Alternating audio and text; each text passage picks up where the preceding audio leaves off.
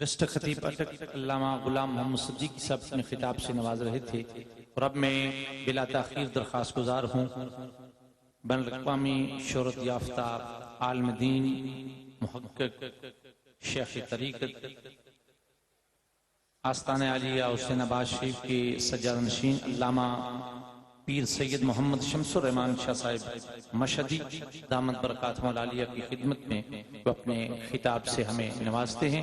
آستانہ عالیہ حسین آباد شریف کے سجادہ نشین ممتاز مذہبی اسکالر عالم دین حضرت علامہ پیر سید محمد شمس الرحمان شاہ صاحب مشہدی۔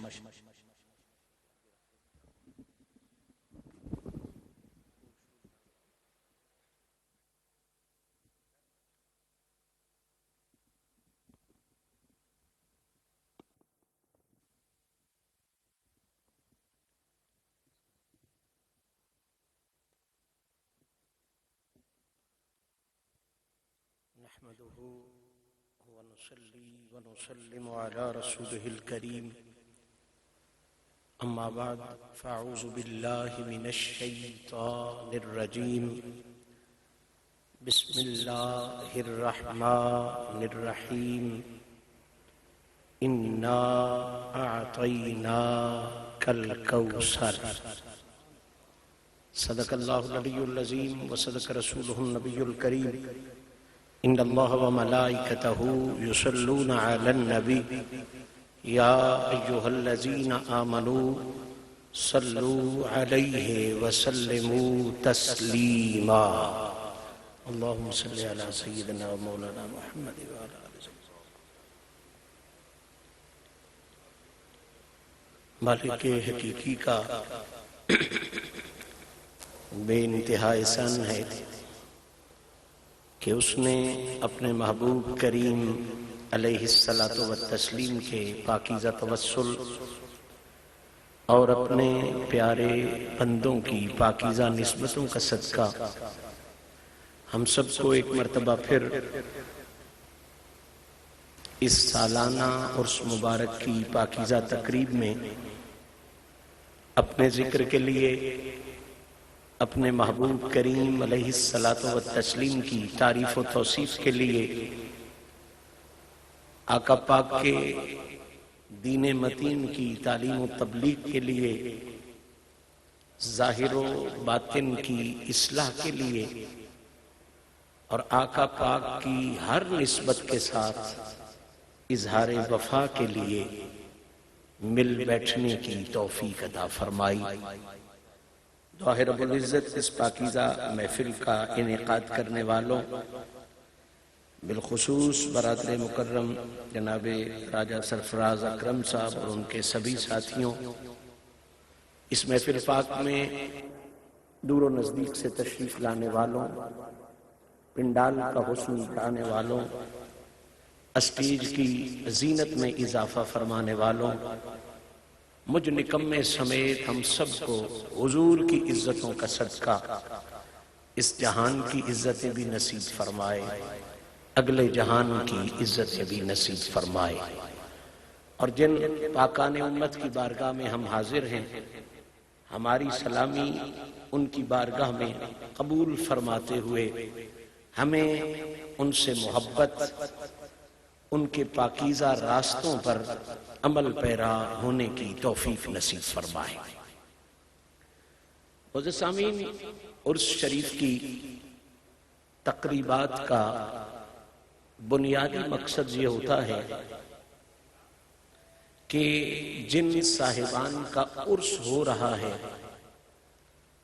ان کی سیرت کا تذکرہ کیا جائے، ان کی تعلیمات کا تذکرہ کیا جائے، ان کی زندگیوں کو ڈسکس کیا جائے، اور اس رنگ میں ڈسکس کیا جائے کہ آنے والے اس بحث سے یہ لنگر لے کے اٹھیں کہ اگر 14ویں صدی کا غلام اتنا بے مثال ہے تو خود نبی خیر الانام کتنا بے مثال ہوگا۔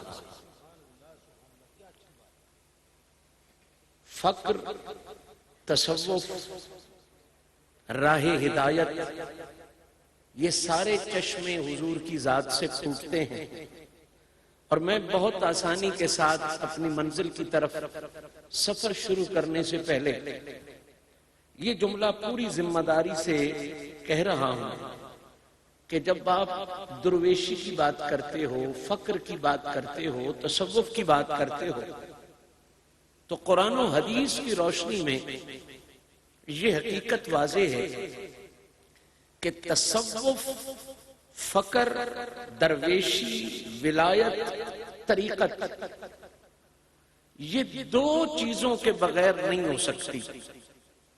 اور مجھے خوشی ہے کہ آج جن کے عرس میں ہم آئے ہیں، اللہ نے انہیں ان دونوں چیزوں کا کمال عطا فرمایا ہوا ہے.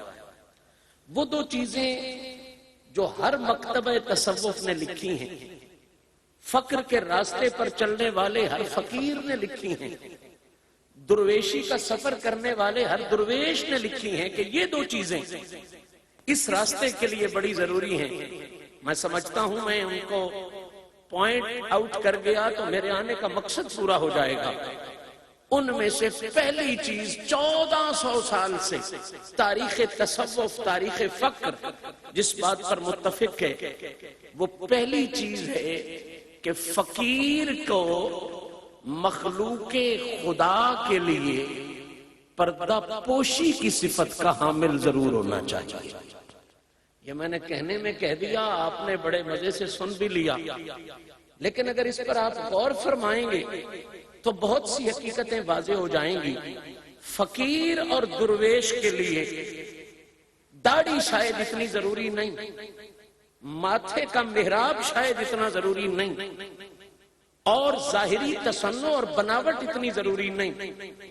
پہلی صفت جو درویش کے لیے ضروری ہے، فقیر کے لیے ضروری ہے، کامل مومن کے لیے ضروری ہے، اس صفت کا نام ہے دوسروں کے عیبوں پر پردہ ڈالنا. دوسروں کے عیبوں پر پردہ ڈالنا. اور میں یہ بات اپنے من سے نہیں کر رہا، علماء موجود ہیں، صوفیاء موجود ہیں، بزرگان دین کے پاس بیٹھنے والے لوگ موجود ہیں. آقا کریم علیہ الصلوۃ والتسلیم جب معراج پاک کر گئے ہیں تو باقی تحفوں کے ساتھ ساتھ ایک خاص تحفہ میرے رب نے اپنے محبوب کریم کو عطا فرمایا. اور وہ تحفہ کیا تھا؟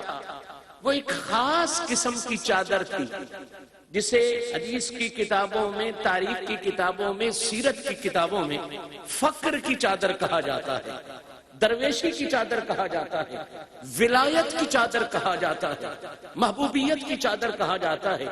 اللہ نے اپنے محبوب کو وہ چادر عطا فرمائی اور فرمایا حبیب یہ چادر لے جاؤ، اور میں یہ سوال بتا رہا ہوں، اس کا جواب بھی میں ہی بتا رہا ہوں. کل اپنے پیاروں کو بلانا جو اس سوال کا یہ جواب دے، اسے میری یہ خاص چادر تحفے میں عطا فرما دینا. اب آقا کریم علیہ الصلوۃ والتسلیم تشریف لائے، صبح ہوئی، حضور نے پیاروں کو بلایا، کہا رب نے مجھے ایک خاص چادر دی ہے اور مجھے سوال سمجھایا ہے اور پھر اس کا جواب بھی بتایا ہے، تو جو اس کا جواب وہ دے گا جو مجھے رب نے بتایا ہے، میں یہ چادر اسے عطا کروں گا. کتابوں میں آتا ہے تاجدار صداقت حاضر ہوتے ہیں، سرکار پوچھتے ہیں اے میرے پیارے ابو بکر، اگر چادر میں تجھے دے دوں تو تو اس چادر کا کیا کرے گا؟ کمال کا جواب ہے صدیق اکبر پاک کا. عرض کی یا رسول اللہ اگر یہ خاص چادر مجھے مل جائے تو اس چادر کے ساتھ میں کائنات میں صداقت کو عام کر دوں گا، سچائی کو عام کر دوں گا. یہ بہت بڑا کمال ہے. بیماریاں تو ساری جھوٹ کی وجہ سے ہیں، اگر صداقت پھیل جائے تو راستے آسان ہو جائیں. حضور نے جواب کو پسند فرمایا، خوش ہوئے، لیکن صدیق اکبر کے بعد اگلے کو بلا لیا، کہا اگر چادر میں آپ کو دوں تو آپ کیا کرو گے؟ تاجدار عدل حاضر ہوتے عرض کرتے ہیں یا رسول اللہ اگر مجھے چادر ملے تو میں اس چادر کی قیمت یہ ڈالوں گا کہ میں کائنات میں نظام عدل کو قائم کر دوں گا. کمال کا جواب ہے. حضور نے پسند فرمایا، خوش ہوئے، تاجدار حیا کو بلا لیا، عثمان ذو النورین کو بلا لیا، اگر یہ چادر میں تجھے دوں تو اس چادر کا کیا کرے گا؟ ذوالنورین کی سخاوت کائنات میں مشہور ہے. عرض کرتے ہیں حضور اگر یہ چادر مجھے مل جائے تو میں اتنی سخاوت کروں گا کہ سارے لوگ غنی ہو جائیں گے، بھوک کو نہیں رہنے دوں گا، سخاوت کو عام کر دوں گا. ہر کسی سے جواب حضور لیتے رہے. اور یہ بات پکی ہے کہ حضور کے پاس جو بھی رہنے والا ہے نا وہ کمال کا ہوتا ہے. جتنے ذرے سامنے آئے ستارے ہو گئے، جس طرف چشم محمد کے اشارے ہو گئے. اپنی اپنی جگہ پہ سارے بے مثال ہیں، کسی میں کوئی کمی کجی نہیں ہے. سوال ہوتا رہا، ہر پیارا کمال سے کمال جواب دیتا رہا. آخر جو رزلٹ نکلا وہ سن اور تجھے میرا پیغام سمجھ میں آ جائے.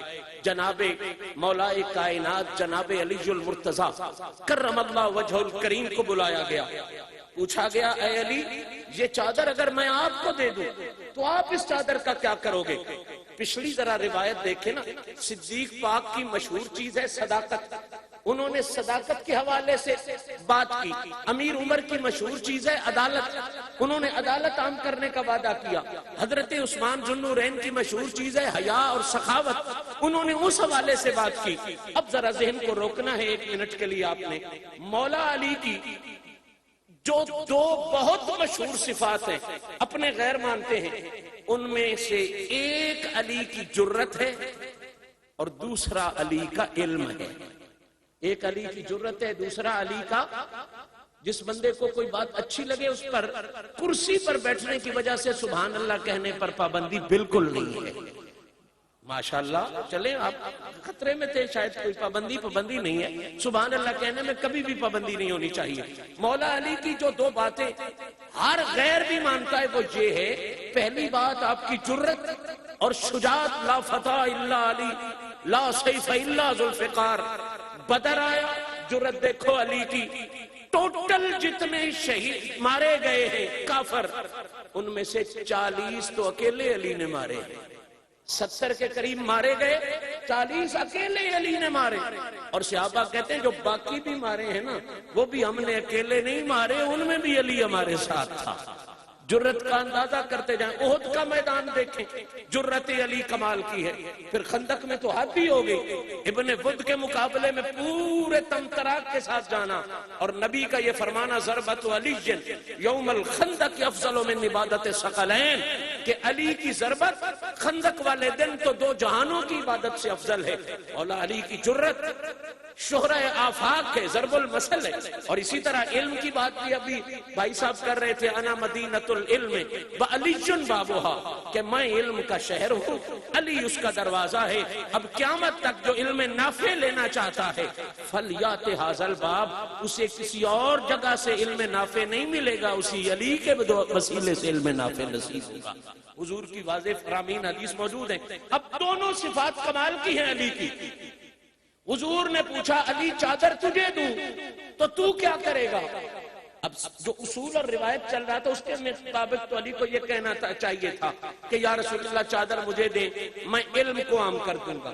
چادر مجھے دیں، میں ایسا جہاد کروں گا کوئی کافر زمین پہ رہنے نہیں دوں گا، کوئی منافق زمین پہ رہنے نہیں دوں گا. لیکن جواب سن اور فقر کے بادشاہ کو سلامی کرنا شروع کر دے. مولا علی سے پوچھا گیا علی اے پیارے علی اگر تجھے یہ چادر ملے تو کیا کرے گا؟ آخری بندے تک توجہ. درویش کے ڈیرے سے لنگر لے کے جانا، اپنی اصلاح لے کے جانا. اور اس کا مطلب صرف یہ نہیں ہوتا آیا نعرہ لگایا کھایا اور چلا گیا. اصل مقصد تو یہ ہے کہ ان سے وہ راستہ پکڑ کے لے جا جو راستہ کامیاب لوگوں کا راستہ ہے، جو راستہ فلاح یافتہ لوگوں کا راستہ ہے. مولا علی سے پوچھا گیا، میں رکنا نہیں چاہتا، توجہ آپ سب کی میری طرف ہو گئی ہے. علی پاک سے پوچھا گیا جناب آپ کو اگر یہ چادر دی جائے، پیارے علی حضور فرما رہے تجھے دی جائے تو کیا کرے گا؟ اب ذرا دل کی کھڑکی کھول. مولا علی نے عرض کی یا رسول اللہ اگر یہ چادر خاص چادر جو اللہ نے آپ کو دے کے بھیجی ہے مجھے مل جائے، شجاعت کا ذکر نہیں کیا، علم کا ذکر نہیں کیا، کہا یا رسول اللہ اگر یہ چادر مجھے مل جائے تو میں آپ کے گناہگار امتیوں کی پردہ پوشی کروں گا. یار تیرے میرے اتنے فائدے کی بات ہو گئی ہے، اب بھی اگر میں اور تو جھجک جائیں تو پھر حد ہے نا. حضور نے کہا کیا کرے گا؟ علی نے یہ نہیں کہا تلوار چلاؤں گا، یہ نہیں کہا کہ علم کو عام کر دوں گا، بلکہ کہا صحیح چادر مجھے ملے تو میں عیبیوں کی پردہ پوشی کر دوں گا، میں گناہگاروں کی پردہ پوشی کروں گا۔ حضور نے فرمایا بالکل یہی جواب ہے جو اللہ نے مجھے سکھا کے بھیجا ہے، اے علی یہ چادر بنی ہی تیری ذات کے لیے ہے، قیامت تک تجھے ہی اس چادر کی دستار کا اللہ نے مالک بنا دیا ہوا ہے۔ میں جو بات کرنا چاہتا ہوں اس بات پر ذرا رکے نا کہ مولا علی نے چادر کا جو کہا ہے کس کام کے لیے؟ عیبوں کی پردہ پوشی کے لیے، لوگوں کے عیب چھپانے کے لیے، کسی کا عیب واضح کرنا، یہ اجازت نہیں ہے شریعت کے راستے میں۔ علی سے بڑا کامل مومن کہاں سے لاؤ گے؟ علی سے بڑا قرآن کو سمجھانے والا کہاں سے لاؤ گے؟ علی سے بڑا دین کو سمجھانے والا کہاں سے لاؤ گے؟ علی نے کیا کہہ دیا کہ جو اگر اتنا بڑا تحفہ مجھے ملے جو خدا کی خاص بارگاہ سے آیا ہے، میں اس کے ساتھ تلوار نہیں چلاؤں گا، کتابیں نہیں لکھوں گا، میں صرف علم نہیں عام کروں گا، میں تو اللہ کی مخلوق کی عیبوں کی پردہ پوشی کروں گا۔ اور پھر یہ بات صرف علی تک نہیں رہی، یہ سلسلہ فقر چلا ہے، چونکہ کل 28 سفر گزری ہے، اور میں یہ بات اکثر کہا کرتا ہوں کہ پتہ نہیں غیروں کو تو کوئی مسئلہ ہو اس امام کے ذکر میں، ہم تو نبی کی گلی کے کتوں کے نیچے آنے والی دھول کا بھی احترام کرنے والے لوگ ہیں، ہم کیوں جھجکیں اس امام کے ذکر میں؟ 28 سفر مولا حسن کی شہادت کا دن ہے، علی کے پہلے نائب اور قائم مقام کا دن ہے، اور کیا خوبصورت بات کسی شاعر نے کہی ہے، کہتے ہیں حسن کو بادشاہ خاص و عام کہتے ہیں، حسن کو بادشاہ خاص و عام کہتے ہیں، علی کا نائب و قائم مقام کہتے ہیں، دلیل ایک ہی کافی ہے، ان کی عظمت میں انہیں حسین بھی اپنا امام کہتے ہیں، انہیں حسین۔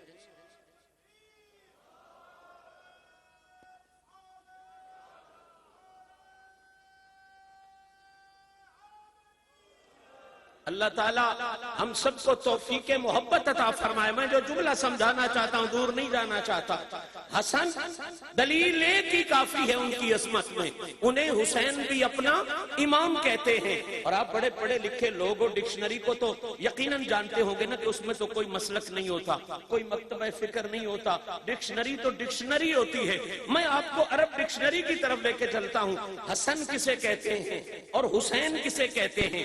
ان کا مادہ ہے سین نون ہے، حسن سے نکلا ہے، حسنا سے نکلا ہے، خوبصورتیوں سے نکلا ہے، اچھے انجام سے نکلا ہے۔ مجھے جو جملہ دینا ہے، لغت پڑھ، پھر صرف پڑھ، نحو پڑھ، صیغے پڑھ، کیا خوبصورت حقیقت تیرے سامنے آ جائے گی کہ حسن اور حسین کو اگر تو عربی زبان کے حوالے سے سمجھنا چاہے تو بڑے حسین کو حسن کہتے ہیں، چھوٹے حسن کو حسین کہتے ہیں۔ یہ آپ نے آہستہ سبحان اللہ کی اس لیے کہ آپ کو سمجھ نہیں آئی، سمجھ آ گئی ہوتی تو آپ کا دل بھی سبحان اللہ کرتا۔ قبلہ عربی زبان میں ایک طریقہ ہوتا ہے کسی لفظ کی تصغیر کرنے کا۔ اصل لفظ ہے قرش، کاف رے شین، اب اس کو جب تصغیر میں لاؤ گے تو کیا بن جائے گا؟ قریش۔ کیا بن جائے گا؟ تصغیر کہتے ہیں چھوٹی کو، کسی چیز کو چھوٹا کرنا، اس کی وسعت کو چھوٹا کرنا۔ تو جس طرح قرشن اور قریش ہے، اسی طرح حسن اور حسین ہے۔ حسن کو چھوٹا کریں، حقیقت بھی ویسے ہی ہے، لغت بھی وہی کہہ رہی ہے، حسن کو چھوٹا کریں تو حسین بنتا ہے۔ اب اللہ جانے میرا جملہ آپ کے دل میں اترے یا سر کے اوپر سے گزر جائے، یعنی چھوٹے حسن کو حسین کہتے ہیں۔ کائنات میں کوئی ایسا نہیں جو حسین کی کسی عزت کو ماپ سکے۔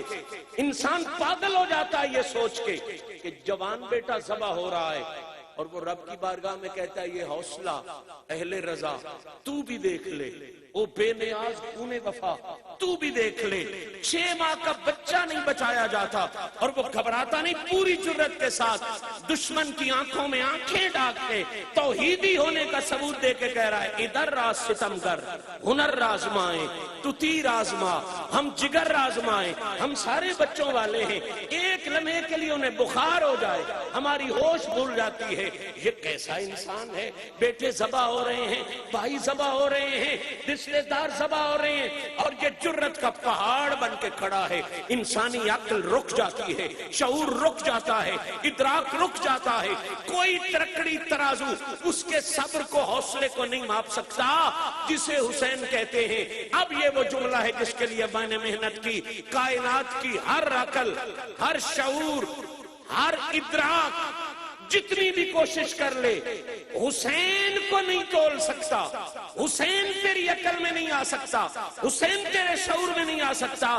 پھر اندازہ کر اگر چھوٹا حسن تیرے شعور میں نہیں آ سکتا، بڑا حسن تیرے عقل میں کیسے آ سکتا ہے؟ یہ حسین چھوٹا ہے حسن سے۔ بات کر رہا تھا اس نائب کی جو مولا علی کا نائب ہے، یہ سلسلہ فقر سوالے سے وہاں پر رک نہیں گیا۔ اللہ جانے میں آج اس بات پر غور کر کے کتنے لمحے روتا رہا ہوں اور کتنے لمحے راستہ میں سمجھتا ہوں میری تلاش کرتا رہا ہے۔ یہ پردہ پوشی والی بات جب امام حسن میں آئی ہے، پردہ پوشی والی بات جب اس امام میں آئی ہے، تو میں کہتا ہوں پھر تو ایسے رنگ پہ پہنچ گئی ہے کہ نہ اس کی مثل ملتی ہے نہ اس کی مثال ملتی ہے۔ میں صرف اشارہ کروں گا، آپ سمجھ جائیں گے۔ آپ کو کوئی بندہ مار دے، زہر دے کے قتل کر دے، پتا ہو آپ کو کہ کون ہے، پھر حسین جیسا بھائی پوچھنے والا بھی ہو کہ بھائی بتا کون ہے جس نے یہ ظلم کیا ہے۔ اب کئی بے وقوف کہتے ہیں جی انہیں پتہ نہیں تھا۔ بے وقوف انسانوں، حسن کے 11ویں پیڑھی میں ایک نوکر کی بات تو میں بتاتا ہوں جسے لوگ غوث اعظم کہتے ہیں، جسے لوگ کیا کہتے ہیں؟ غوث، یہ قادریوں کا سلسلہ ہے۔ غوث اعظم پاک، غوث اعظم پاک فرماتے ہیں لولا لجام الشریعت علی لسانی لو نبئکم بما تاکلون وما تدخرون فی بیوتکم، کہ اگر شریعت کی لگام میرے منہ پر نہ ہو، عبد القادر جیلانی کے منہ پر شریعت کی لگام نہ ہو، لو نبئکم بما تاکلون وما تدخرون فی بیوتکم، تمہیں میں یہاں بیٹھے بتا سکتا ہوں کہ تم کیا کھا کے آئے ہو اور کیا گھروں میں بچا کے آئے۔ یہ اس کی شان ہے جو حسن کے سلسلے میں غلاموں کے غلاموں کے غلاموں کے غلاموں کے غلاموں کے آگے جا کے غلام بنتا ہے۔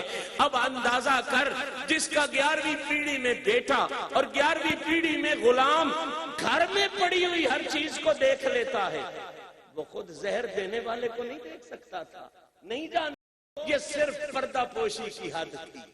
یہ کیا تھی؟ پردہ پوشی کی حد تھی۔ قاتل کا پتہ تھا، حسین کے غصے کا بھی علم تھا، عباس کے جلال کا بھی علم تھا، نہیں بتایا نہیں بتایا نہیں بتایا تاکہ قیامت تک پتہ چل جائے جو فقر کے بادشاہ ہوتے ہیں وہ پردے کھولنے کا کام نہیں کرتے، عیبیوں پہ پردے ڈالنے کا کام کرتے۔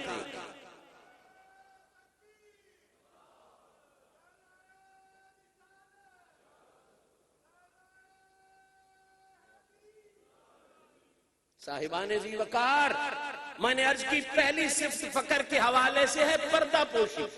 کیا صفت ہے؟ آج اس محفل سے اٹھو تو کم از کم اس عرس کا یہ لنگر تو لے جاؤ کہ ہم درویش کے ڈیرے پہ گئے تھے۔ آج کے بعد ہم نے کسی بھائی کا عیب کھولنے کا کام نہیں کرنا۔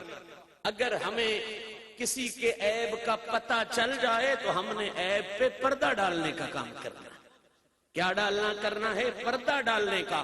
اور میرے نبی سے اللہ کا وعدہ ہے، اے حبیب تو اپنی امت کو بتا دے جو بندہ کسی مسلمان کے عیب پہ پردہ ڈالتا ہے یا اللہ کیا ملے گا؟ فرمایا جو اس جہان میں کسی بھائی کی عیب پہ پردہ ڈالتا ہے، رب کا وعدہ ہے قیامت والے دن میں اس کے سارے عیبوں پہ اپنی رحمت کا پردہ ڈالوں گا۔ بھائی یہ مسئلہ اگر ہمارے پلے پڑ جائے، ہم عیب پوشی پہ لگ جائیں، خدا کی قسم معاشرے کی گندگی ختم ہو جائے، معاشرے میں یہ نفرتیں ختم ہو جائیں، یہ ساری زیادتیاں ختم ہو جائیں۔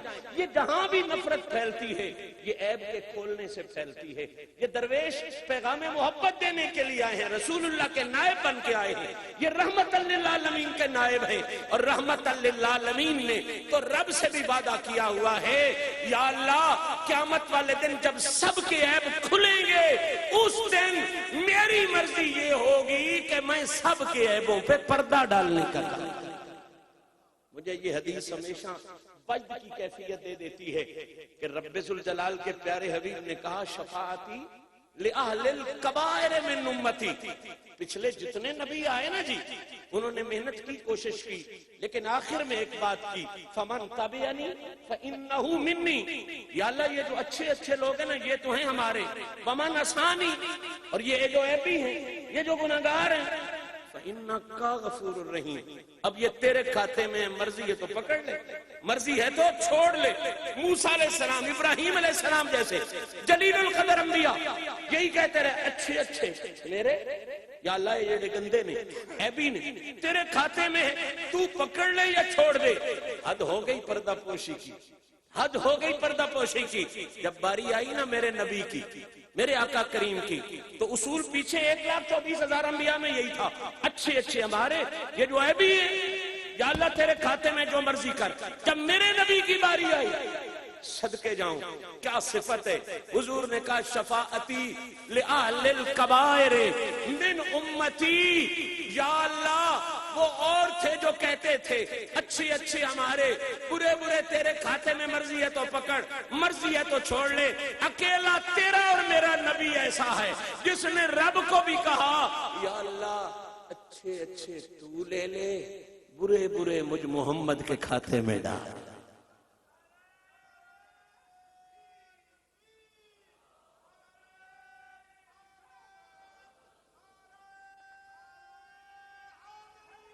شفاعتی لأہل الکبائر، یا اللہ یہ جو تو نے رحمت للعالمین والی چادر مجھے دی ہے، یہ جو اتنی بڑی شفاعت والی چادر مجھے دی ہے، میں اسے قیامت والے دن بڑے عیبیوں کے گناہ کو چھپانے کا کام کروں، یہ میرے کھاتے میں ڈال دے، یہ میرے کھاتے میں ڈال دے۔ جو رنگ نبی کا ہے پھر نبی کے بعد وہی رنگ علی کا ہے، پھر وہی پردہ پوشی والا رنگ حسن امیر کا ہے، اور قیامت تک وہی پردہ پوشی والا رنگ، چاہے کلو بابا ہو، چاہے سید انور شاہ صاحب ہو، چاہے راجہ صاحب شہید ہو، وہی پردہ پوشی والا رنگ ہر فقیر کا ہے۔ تو قبلہ یاد رکھیں، اس راستے کی پہلی سیڑھی، اس راستے کی پہلی شرط ہے پردہ پوشی، اور پردہ پوشی کے ساتھ یہ لوگ اگلوں کی اصلاح کر دیتے ہیں، خود بٹھا کے ان پر کرم کر دیتے ہیں۔ اب خود سوچیں اگر پہلے ہی اگلے کا عیب نکال دیا جائے وہ آپ سے اصلاح کیسے لے گا؟ پہلے اس پہ پردہ ڈالو، اس کے دل میں یہ بات آئے کہ یہ مجھ سے محبت کرتا ہے، میرے عیبوں پہ پردہ ڈالتا ہے، پھر وہ خود بخود اصلاح کی طرف آئے گا۔ اور دوسری بات، میں کافی وقت لے گیا، دوسری بات جو بہت ضروری ہے فقر میں، اس پر ساری تاریخ تصوف متفق ہے، پہلی ہو گئی پردہ پوشی، دوسری کا نام ہے مخلوق خدا کی خدمت۔ کیا نام ہے مخلوق خدا کی خدمت؟ آہستہ بولتے ہیں، کرے نہ کرے بات میں سچی کر رہا ہوں۔ دوسری چیز جو درویشی کے لیے ضروری ہے اس کا نام ہے مخلوق خدا کی خدمت۔ خدمت میں صرف یہ ضروری نہیں ہے کہ روٹی کھلاؤ، صرف یہ ضروری نہیں ہے کہ لنگر کھلاؤ، یہ بڑی اہم چیزیں ہیں، لیکن خدمت سے مراد یہ ہے اپنی ہر بات سے، اپنے ہر عمل سے، اپنے ہر کام سے کسی کی ذات پات نہیں دیکھنی، رنگ نسل نہیں دیکھنا، کام خدمت نہیں دیکھنی، اپنے ہر کام، ہر زبان، ہر عمل سے اللہ کی مخلوق کی بھلائی چاہنا، اللہ کی مخلوق کی ماشاءاللہ پچھلے بول رہے ہیں، ان کی آواز مجھ تک نہیں آ رہی. اللہ کی مخلوق کی بھلائی چاہنا، یہ طریقت ہدایت کے راستے کا دوسرا بنیادی اصول ہے. اللہ کی مخلوق کی بھلائی چاہنا، بہتری چاہنا. اب پھر چل تو نبی سے لے کے میں تجھے حسن امیر سے ہوتے ہوئے پھر ہر فقیر تک لے آؤں. میرے نبی نے تو آپ کو پتہ ہے نا ان کی بھی بھلائی چاہیے ہے، جنہوں نے پتھر مار کر خون حضور کے پاؤں تک جاری کر دیا تھا. طائف والوں نے پتھر مارے، خون جاری ہو گیا. فرشتہ آیا، یا رسول اللہ حکم دے میں پہاڑ ملا کے انہیں برباد کر دوں. کہا تو نے مجھے جانا ضرور ہے، پہچانا نہیں ہے. تو نے مجھے جانا ضرور ہے، پہچانا. یا رسول اللہ کیا غلطی ہو گئی؟ فرمایا میں انہیں برباد کرنے نہیں آیا، میں تو اللہ کی مخلوق کو آباد کرنے کے لیے آیا. دوسرا آتا ہے، کہتا ہے حضور حکم دیں میں طائف کا پاسا پلٹا دوں، ان کی تباہی پھیر دوں. حضور مسکرا کے کہتے ہیں تجھے نہیں پتا میں رحمت للعالمین ہوں، میں ان کی تباہی چاہنے والا بن کے نہیں آیا، میں تو ان کی بھلائی چاہنے والا بن کے آیا. پتھر مارے میرے آقا کو، ظالموں نے لہو لہان کر دیا، لیکن مخلوق خدا کی بہتری کا کیا لیول عطا فرمایا. زخمی ہو کے میرا رسول دعا کے لیے ہاتھ اٹھاتا ہے تو یہ نہیں کہتا یا اللہ انہوں نے مجھے پتھر مارے ہیں، تو انہیں روڑے ہی مار دے، تو انہیں کوئی چھوٹی چیز ہی مار دے. نہیں، برائی چاہنے والوں کے لیے حضور نے بھلائی چاہی. کہا اللہم اہد قومی، یا اللہ یہ جو مجھے پتھر مار رہے ہیں نا تو ان سے بدلہ نہ لے، ان کے سروں پہ ہدایت کی دستاریں تھا، انہیں ہدایت کا تاج عطا فرما دے. یہ ہے وہ اصلی حقیقت دین تیرے کی، یہ ہے تیرا دین. جو دین اس وقت تو اور تیرے نام میں ہاتھ نمائندے دنیا کے سامنے پیش کر رہے ہیں وہ محمد کا لایا ہوا دین نہیں ہے. وہ نفرتوں بھرا، وہ دشمنیوں بھرا، وہ عداوتوں بھرا دین میرے نبی کا لایا ہوا دین نہیں ہے. علی اصحاب اور اولیاء کا پھیلایا ہوا دین نہیں ہے. اس دین کی تو اللہ تعریف کرتا ہے، کنتم مادان، تم مادات تھے، وکنتم علی حفا شفرۃ من النار. پھر یہ مصطفیٰ نے ایسا راستہ دکھایا ہے کہ فاصبحتم بنعمتہ اخوانا، تم تو ایک دوسرے کو دشمنی کی حد پر رکھتے تھے. محمد نے ایسا سبق پڑھایا ہے کہ تمہیں آپس میں بھائی بھائی بنا دیا. یہ ہے وہ دین جو حضور لائے ہیں، یہ ہے وہ دین جو علی نے پھیلایا ہے، یہ ہے وہ دین جو ابو بکر صدیق نے پھیلایا ہے، یہ ہے وہ دین جو حسن امیر نے پھیلایا ہے. میرا وقت مکمل ہو گیا ہے. حسن امیر کی چونکہ بات چڑھی ہے اور میں اسی بات پر بات کو تکمیل تک پہنچانا چاہتا ہوں. بھلائی چاہنا، اپنے ہر کام سے، ہر عمل سے ہر دوسرے کی بھلائی چاہنا. تشریح میں تو نہیں جاتا، اگر اس جملے کی آپ قدر کر گئے. لوگوں آپ بھی بھلائی چاہتے ہو، میں بھی بھلائی چاہتا ہوں. کوئی بندہ وقت کی قربانی دے کے بھلائی چاہتا ہے. مثلا کوئی بندہ دکھی آ گیا ہے، آپ اسے وقت دیتے ہیں، آپ اس کی بھلائی چاہ رہے ہیں. کوئی بندہ روٹی کی قربانی دے کے بھلائی چاہتا ہے، کوئی بندہ پیسے کی قربانی دے کے بھلائی چاہتا ہے، کوئی بندہ مال لگا کے مخلوق کی بھلائی چاہتا ہے، کوئی بندہ دولت لگا کے مخلوق کی بھلائی چاہتا ہے. بس میرا بہت بڑا جملہ ہے، سمجھ آ گیا تو دعا ضرور کرنا. کائنات میں جتنے بھی بھلائی چاہنے والے ہوئے ہیں، کسی نے دولت کی قربانی دی، مخلوق کی بھلائی چاہی. کسی نے روٹی کی قربانی دی، مخلوق کی بھلائی چاہی. کسی نے پیسے کی قربانی دی، مخلوق کی بھلائی چاہی. کسی نے جناب علی وقت کی قربانی دی، مخلوق کی بھلائی چاہی.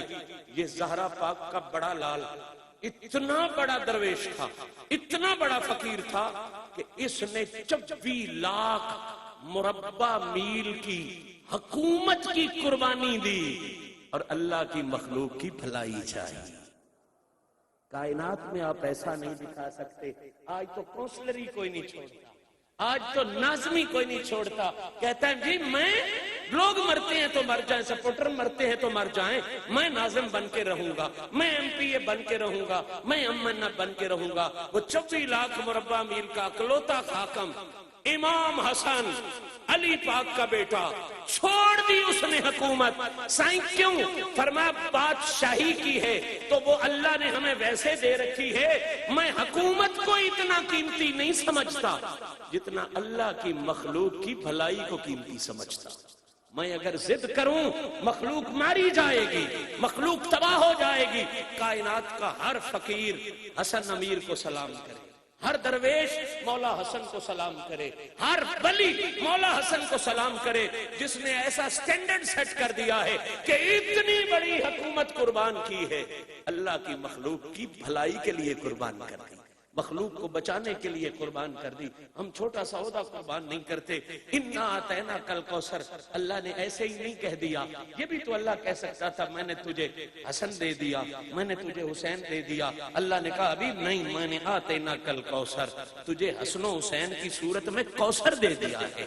کیا مطلب کہ کائنات میں جس طرح کوثر کی مثال نہیں ہو سکتی، اسی طرح حبیب نہ تیرے حسن کی مثال ہو سکتی ہے نہ تیرے حسین کی مثال ہو سکتی ہے۔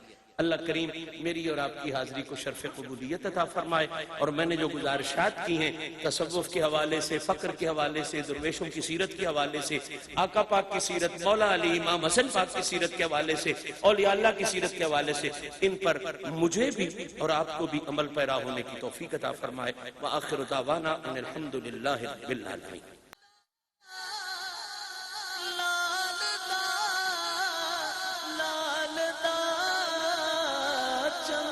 چڑھیا آمنہ دے لال دا شان وکھرا،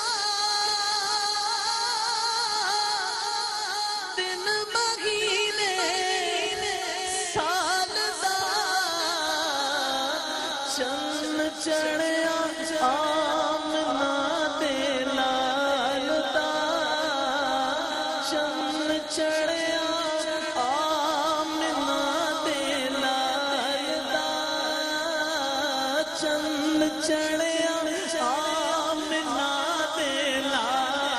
دا، لال دا، لال دا، لال دا، چند چڑھیا آمنہ دے لال دا، چند چڑھیا آمنہ دے لال دا۔ باہر آئی تو پتن سجی زمین کی انجمن پون چلی سنن سنن بجے وہ دفن جنن چمن چمن دمن چمن دمن سبا پکارتی چلی ایسا چند چڑھیا آمنہ دے لال دا، ایسا چند چڑھیا آمنہ دے لال دا،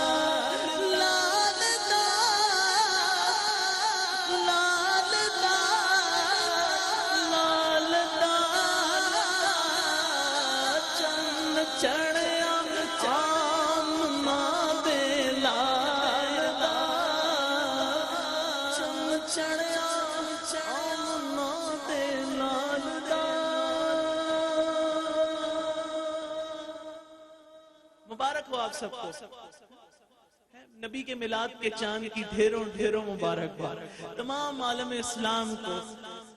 اس مقام سے، اس عرس کی محفل سے کلو بابا سرکار، پیر سید انور علی شاہ صاحب اور راجہ صاحب کے عرس کے موقع سے ہم سب کو مبارکباد پیش کرتے ہیں۔ ربیع النور شریف کے چاند کی حضور کی بارگاہ میں عقیدت و محبت کے ساتھ درود و سلام پیش کرتے ہیں، اس یقین کے ساتھ کہ حضور ہم سب کی صدا سن رہے ہیں۔ پڑھیں گے نا مل کر پڑھتے ہیں۔ اللہم صلی علی سیدنا و مولانا محمد، اللہم صلی علی سیدنا و مولانا محمد۔ مجھے سب کی آواز سننی ہے۔ اللہم صلی علی سیدنا و مولانا محمد وعلی آلہ وصحبہ وبارک وسلم۔ اللہم صلی علی سیدنا و مولانا پڑھتے ہیں اللہم صلی علی سیدنا و مولانا محمد سارے پڑھو درود اج سرکار آ گئے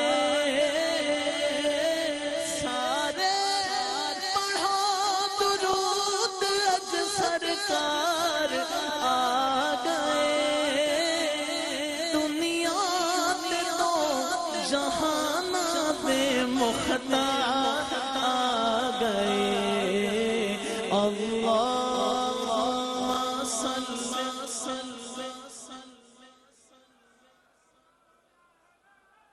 محمد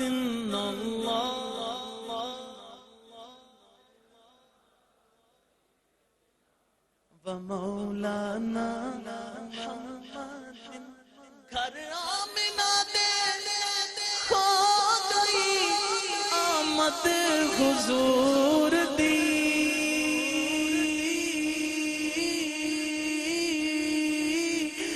گھر آمنہ دے کھو گئی آمد حضور دی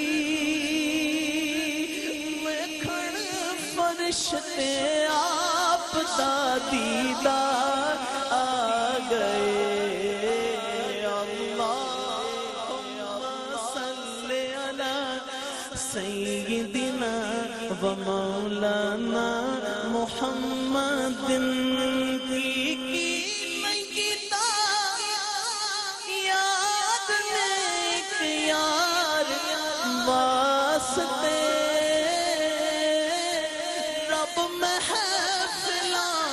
سجایا نے سرکار واسطے اللہ سیدنا و مولانا محمد پڑھنا اللہم صلی علی سیدنا و مولانا محمد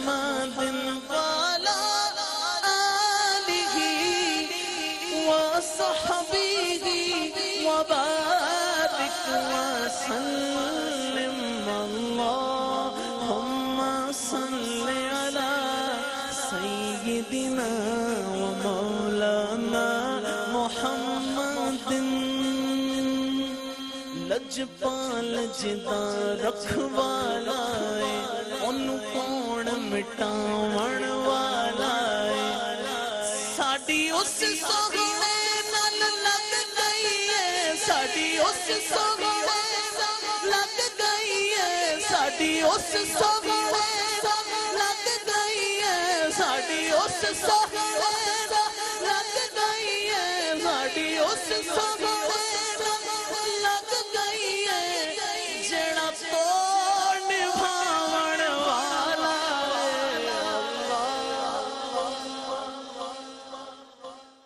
سیدنا و مولانا محمد دل یاد لئی بنایا تعریف لئی زبان اکھیاں بنایا سوہنے دے دیدار واسطے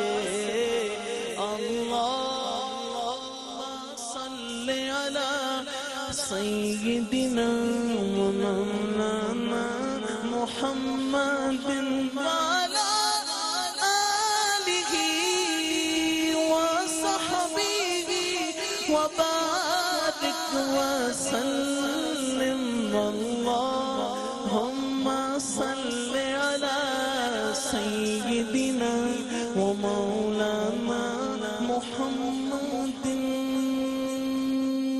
سمت علی سبحان اللہ ایک سمت علی ایک سمت عمر سبحان اللہ ایک سمت علی ایک سمت عمر سبحان اللہ، صدیق ادھر سبحان اللہ، عثمان ادھر سبحان اللہ، ان جگمگ جگمگ تاروں میں، ان جگمگ تاروں میں مہتاب کا عالم کیا ہوگا؟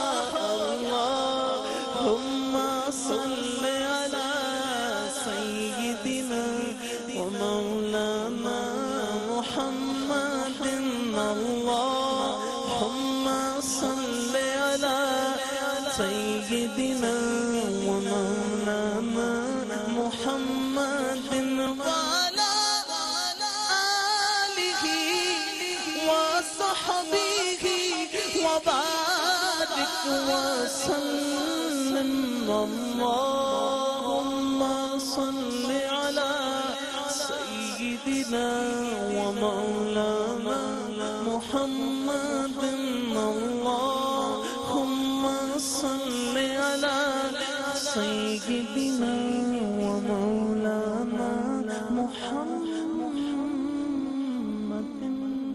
اللہم صلی وسلم وبارک علیہ۔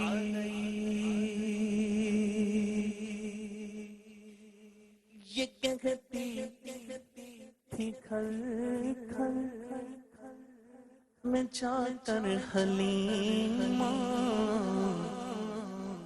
میرے گھر میں خیر الورا گئے ہیں، بڑے اوج پر ہے میرا اب مقدر، میرے گھر حبیب خدا گئے ہیں، یہ ظلمت سے کہہ دو کہ ڈیرے اٹھا لے، کہ ہے ہر طرف اب اجالے اجالے اجالے اجالے، کہا جن کو حق میں سراج منیرا، کہا جن کو حق میں سراج منیرا، میرے گھر وہ نور خدا گئے ہیں، مل کر کہنا ہے حضور آ گئے ہیں، حضور آ گئے ہیں، حضور آ گئے ہیں، حضور آ گئے ہیں، حضور آ گئے ہیں، حضور آ گئے ہیں، یہ سن کر سخی آپ کا آستانہ ہے، دامن پسارے ہوئے سب زمانہ، یہ سن کر سخی آپ کا آستانہ ہے، دامن پسارے ہوئے سب زمانہ، ہوئے سب زمانہ، نواسوں کا صدقہ نگاہ کرم ہو،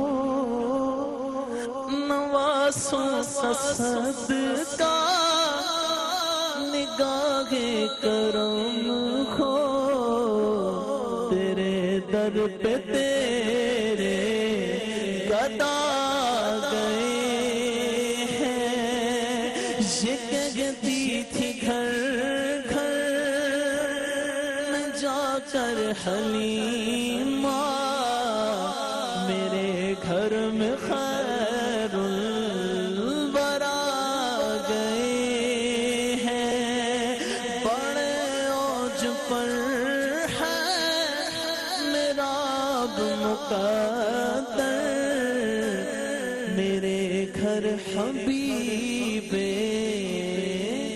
خدا آ گئے ہیں۔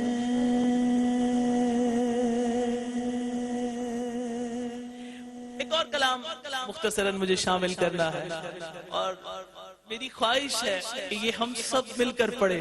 حضور کی آمد کے جشن میں کوئی زبان خاموش نہ رہے، میں چاہتا ہوں سب شامل ہو جائیں اس ذکر میں، اور مجھے یقین ہے کہ آپ خود بخود شامل ہو جائیں گے۔ جشن آمد رسول، جشن آمد رسول، جشن آمد رسول، اللہ ہی اللہ بی بی آمنہ کے پھول، اللہ ہی اللہ جشن آمد رسول، اللہ ہی اللہ مائی صاحبہ کے پھول، اللہ ہی اللہ اللہ ہی اللہ بولو اللہ ہی اللہ بی بی آمنہ کے پھول، اللہ پڑھو لا الہ الا اللہ لا الہ الا اللہ۔ جشن آمد رسول، جشن آمد رسول، اللہ ہی اللہ جشن آمد رسول، اللہ ہی اللہ۔ جب سرکار تشریف لانے لگے حور و غلمان بھی خوشیاں منانے لگے، ہر طرف نور کی روشنی چھا گئی، مصطفیٰ کیا ملے زندگی مل گئی، اے حلیمہ تیری گود میں آ گئے دونوں عالم کے رسول، اللہ ہی اللہ دونوں عالم کے رسول، اللہ ہی اللہ بی بی آمنہ کے مول، اللہ ہی اللہ جشن آمد رسول، اللہ ہی اللہ پڑھو لا الہ الا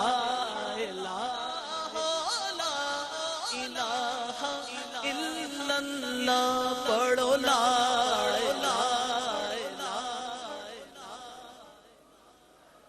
الا اللہ۔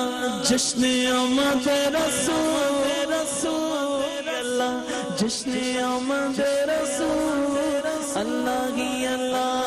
چہرہ مصطفیٰ جب دکھایا گیا، چھپ گئے تارے اور چاند شرما گیا، آمنہ دیکھ کر مسکرانے لگی، حوا مریم بھی خوشیاں منانے لگی، آمنہ بی بی سب سے یہ کہنے لگی،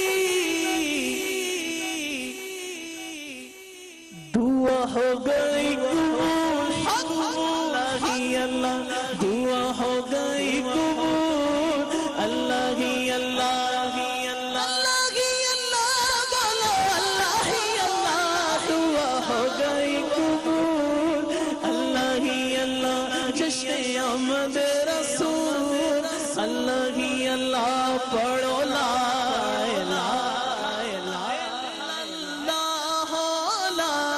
الا اللہ، جشن آمد رسول، اللہ ہی اللہ جشن آمد رسول، اللہ ہی اللہ بی بی آمنہ کے پھول، اللہ ہی اللہ بی بی آمنہ کے پھول، اللہ ہی اللہ مائی صاحبہ کے پھول، اللہ ہی اللہ اللہ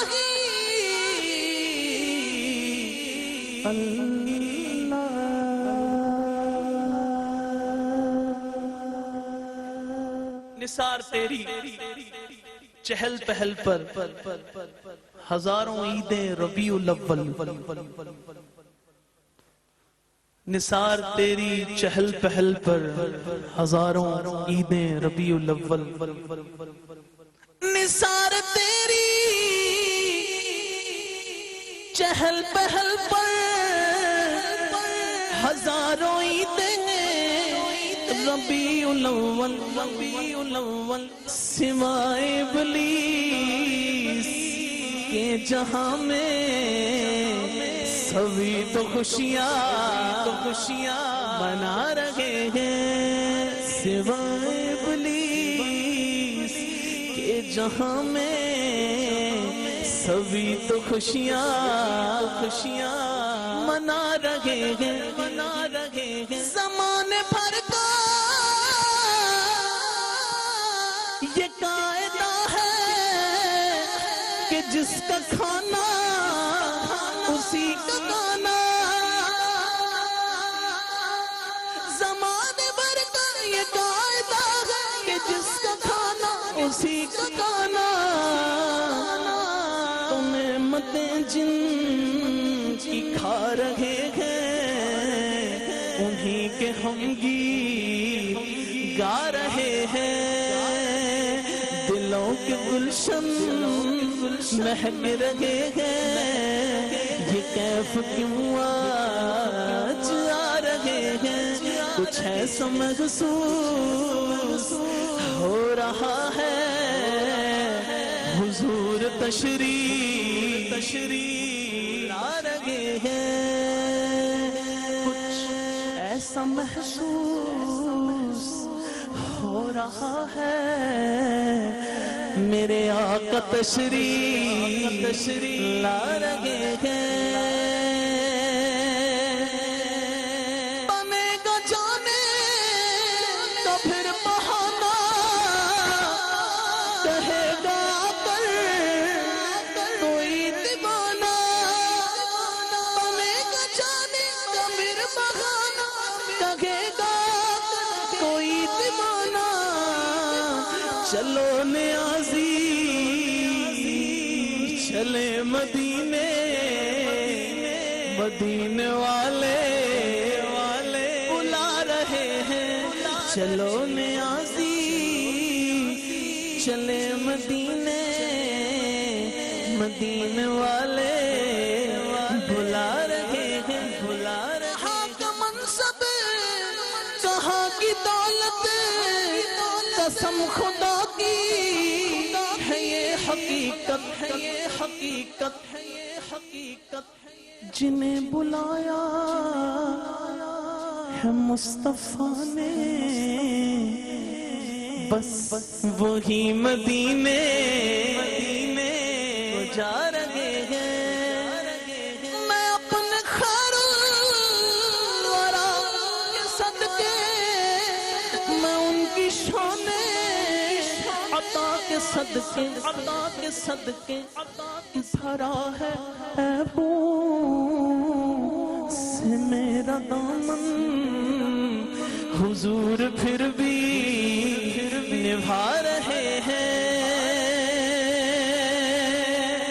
حبیب دامن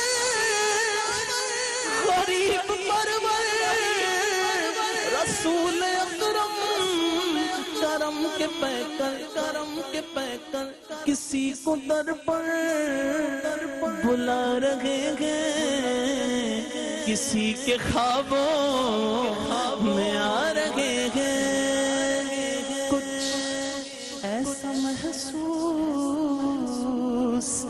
ہو رہا ہے، حضور تشریف لا رہے ہیں، مل کر کچھ ایسا محسوس ہو رہا ہے، میرے آقا تشریف لا رہے ہیں، کہیں پہ رونق ہے دل جلوں کی، کہیں پہ محفل ہمیں کشوں کی، ہم کتنے خوشبخت ہیں جو اپنے نبی کی محفل سجا رہے ہیں، دلوں کے گلشن مہک رہے ہیں، یہ کیف کیوں آج آ رہے ہیں، کچھ ایسا محسوس ہو رہا ہے، حضور تشریف لا رہے ہیں، میرے آقا تشریف لا رہے ہیں، سرکار کی آمد، دلدار کی آمد، اول کی آمد، آخر کی آمد، سہڑے کی آمد، مدنی کی آمد، مکی کی آمد۔ السلام علیکم ورحمۃ اللہ۔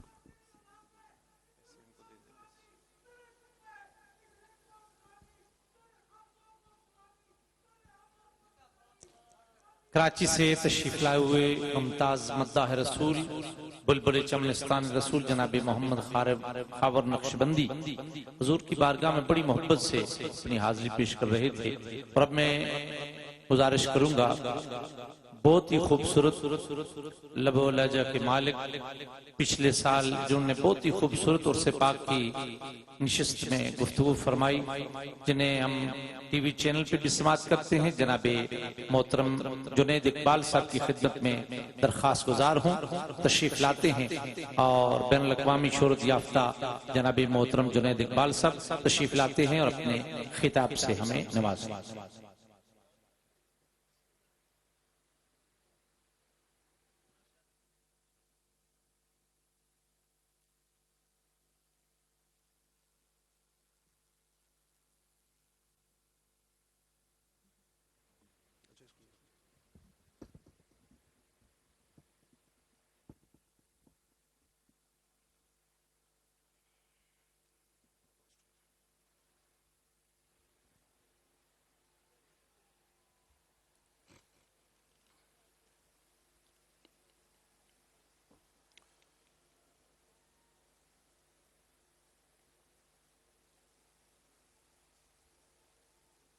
انتہائی واجب الاحترام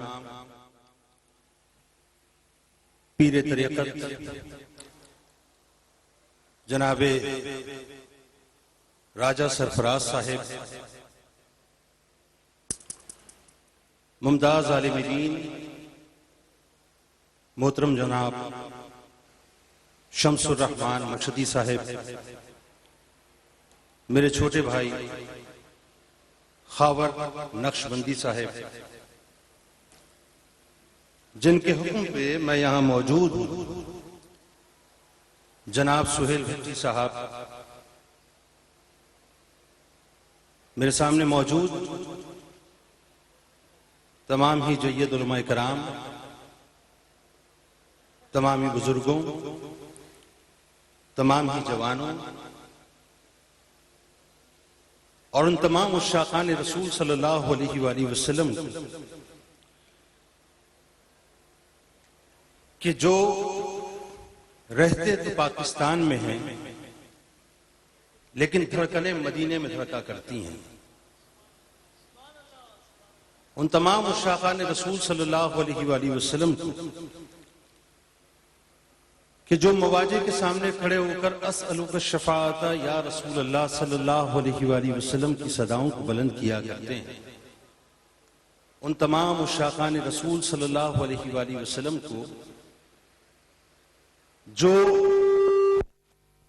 جالیوں کے سامنے کھڑے ہو کر کبھی اپنے آپ کو تو کبھی اپنے گناہوں کی میل کو دیکھا کرتے ہیں، اور ان تمام عشاقان رسول صلی اللہ علیہ وآلہ وسلم کو جو گنبد خضرا کے سائے میں کھڑے ہو کر سرکار علیہ السلام سے ان کی شفاعت کی بھیک مانگا کرتے ہیں، آپ تمام عشاقان رسول صلی اللہ علیہ وآلہ وسلم کو جنید اقبال کی جانب سے السلام علیکم۔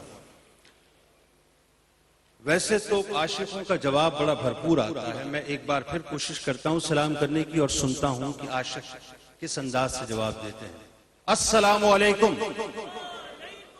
مزہ نہیں آیا، ایک بار السلام علیکم۔ سب سے پہلے تو میں کائنات کے چاند کی آمد، مہینے کی چاند، دل کی گہرائیوں سے آپ تمام حضرات کو مبارکباد پیش کرتا ہوں۔ الحمدللہ رب العالمین والصلاة والسلام علی سید الانبیاء والمرسلین، اللہم صلی علی سیدنا و مولانا محمد صاحب التاج والمعراج والبراق والعلم، دافع البلاء والوباء والقحط والمرض والعلم، اسمہ مکتوب مرفوع مشفوع منقوش فی اللوح والقلم، سید العرب والعجم، جسمہ مقدس معطر مطہر منور فی البیت والحرم، شمس ضحیٰ بدر الدجا صدر العلا نور الہدا کہف البرا مصباح الظلم، جمیل الشیم شفیع الامم، صاحب الجود والکرم، صاحب الجود والکرم، صاحب الجود والکرم، واللہ عاصمہ وجبریل خادمہ والبراق مرکبہ والمعراج سفرہ وسدرۃ المنتہی مقامہ وقاب قوسین مطلوبہ والمطلوب مقصودہ والمقصود موجودہ، سید المرسلین، سید المرسلین، خاتم النبیین، شفیع المذنبین، انیس الغریبین، رحمۃ للعالمین، راحت العاشقین، مراد المشتاقین، شمس العارفین، سراج السالکین، مصباح المقربین، محب الفقراء والغرباء والیتامى والمساکین، سید الثقلین، نبی الحرمین، امام القبلتین، وسیلتنا فی الدارین، صاحب قاب قوسین، محبوب رب المشرقین والمغربین، جد الحسن والحسین، مولانا و مولا الثقلین ابی القاسم محمد ابن عبداللہ، نور من نور اللہ، یا ایہا المشتاقون بنور جمالہ، صلو علیہ وآلہ وصحابہ وسلم تسلیما، اللہم صلی علی سیدنا و مولانا محمد وآلہ آلہ وصحابہ وبارک وسلم وصلی علیہ۔ اس کی پیدائش میں مضمر ہے خدائی کی نمود، اس کی پیدائش میں مضمر ہے خدائی کی نمود، اس سے دنیا کو ہوا معلوم خالق کا وجود، اس نے عالم کو سکھائے آداب و سجود، یہ وہ بندہ ہے خدا نے جس پر بھیجا ہے۔ میں سب سے پہلے دل کی عطا گہرائیوں سے جناب راجہ سرفراز صاحب کا انتہائی شکر گزار ہوں کہ جنہوں نے ایک بار پھر مجھے اس بابرکت محفل میں، بابرکت موقع پر، بابرکت رات، بابرکت لمحات میں موقع دیا، اور ان بابرکت ہستیوں کے قدموں میں ایک بار پھر مجھے یہ موقع دیا کہ میں ان ہستیوں کا حوالہ دے کے کہ جن 3 قبروں پر جب میں پچھلے برس حاضر ہوا تھا تو میں نے یہ دیکھا تھا کہ ایک جم غفیر ہے جو ان کی محبت کے اندر فریفتہ ہے، اور فریفتہ ہو کر ان کی بارگاہ میں حاضری دینے آتا ہے۔ تو میں نے اس وقت یہ جملہ کہا تھا کہ بابا کلو سرکار رحمت اللہ علیہ، بابا انور علی شاہ رحمت اللہ علیہ، اور حضرت راجہ اکرم شہید رحمت اللہ علیہ، ان 3 ہستیوں کی بارگاہ میں آنے والے لوگ اس بات کو جانتے ہیں کہ یہ وہ ہستیاں ہیں جو طاقت اور کرسی کی بل پر حکومت نہیں کرتی بلکہ دلوں کے اوپر حکومت کیا کرتی ہے، اور یہ وہ ہستیاں ہیں کہ جن کی بارگاہ میں آ کے دراصل ہم اس بات کا عہد کرتے ہیں کہ ہم آپ سے پیار کرتے ہیں، ہم آپ کے عقیدت مند ہیں، ہم اس بات کا عہد کرتے ہیں کہ جس طرح پارٹیشن کے بعد بابا کلو سرکار رحمت اللہ علیہ، یہ مانسر کیمپ تھا، ہجرت کر کے مانسر کیمپ میں تشریف لائے تھے، ان کے قدموں کی برکت سے مانسر کیمپ آج مانسر شریف بن گیا۔ تو جس طرح بابا کلو سرکار رحمت اللہ علیہ کی خدمت بابا انور شاہ رحمت اللہ علیہ نے اپنے کاندھوں پر اٹھا کر ان کو چلا کر، وہ اپنے کاندھوں پر اٹھا کر نہیں چلتے تھے، اصل میں وہ اللہ کی طرف سے دی ہوئی اس ڈیوٹی کو پورا کیا کرتے تھے جس ڈیوٹی پر بابا کلو سرکار مامور تھے۔ ایک ڈیوٹی بابا کلو سرکار کو عطا کی اور ایک ڈیوٹی بابا انور علی شاہ رحمت اللہ علیہ کو عطا کی کہ بابا کلو سرکار جو کام کر رہے ہیں، جس ڈیوٹی پر ان کو مامور کیا گیا ہے، آپ نے اس ڈیوٹی میں اپنی ڈیوٹی ایسے ادا کرنی ہے کہ جو کام اللہ کی طرف سے ان کو عطا ہوا ہے آپ نے ان کی معاونت کرنی ہے کہ جہاں جہاں جس مشن پر بابا کلو سرکار جاتے ہیں آپ کو ان کو اپنے کاندھوں پر اٹھا کر لے کر جانا ہے۔ تو ایک ڈیوٹی تو بابا کلو سرکار کی، ایک ڈیوٹی بابا انور علی شاہ علیہ رحمہ نے عطا کی، ایک اور ڈیوٹی عطا وہ بابا اکرم شاہ شہید رحمت اللہ علیہ کہ جنہوں نے بابا انور علی شاہ رحمت اللہ علیہ کی خدمت، اور کیسی خدمت کہ بابا انور علی شاہ رحمت اللہ علیہ نے شادی کے موقع پہ روک لیا تو رک گئے، ایک راز بتا دیا کہ ایک وقت ایسا آئے گا کہ امام بری سرکار علیہ رحمہ، مولانا ایسا ہی ہے نا، امام بری سرکار علیہ رحمہ کی بارگاہ میں آپ کو جانا ہوگا، ایک ڈیوٹی ادا کرنی ہوگی، پردہ فرما گئے، پھر وہ موقع کسی اور ولی کے ذریعے سے آیا، حکم ہوا تو ایک عرصے تک امام بری سرکار علیہ رحمہ کی بارگاہ میں ڈیوٹی ادا کرتے کرتے شہادت کی جام کو نوش کیا اور پہنچی وہیں پہ خواہ جہاں کا خلیل۔ میں نے 3 ڈیوٹیز کی آپ سے بات کی، اس کی وجہ میں تمیدی کچھ جملے آپ کو ادا کرنا چاہتا تھا کیونکہ آج میں کچھ دل کے چھالے پھوڑنا چاہتا ہوں۔ میں آپ سے آج نعرے نہیں لگوانا چاہتا، قطن ایک نعرہ مت لگائیے، میں قطن نعرے نہیں لگوانا چاہتا، میں کوئی جذباتی باتیں آج نہیں کرنا چاہتا، بڑی باتیں ہوتی ہیں صاحب، جذباتی، بڑی جذباتی باتیں، لوگ آتے ہیں اسٹیج کو گرماتے ہیں چلے جاتے ہیں، لوگ آتے ہیں تقریر کرتے ہیں چلے جاتے ہیں، کیسا مجمع کو میں نے لوٹ لیا، مجھے مجمع کو نہیں لوٹنا، ہم سب کو مل کے اپنے آپ کو سرکار علیہ السلام کی بارگاہ میں لٹوانا ہے،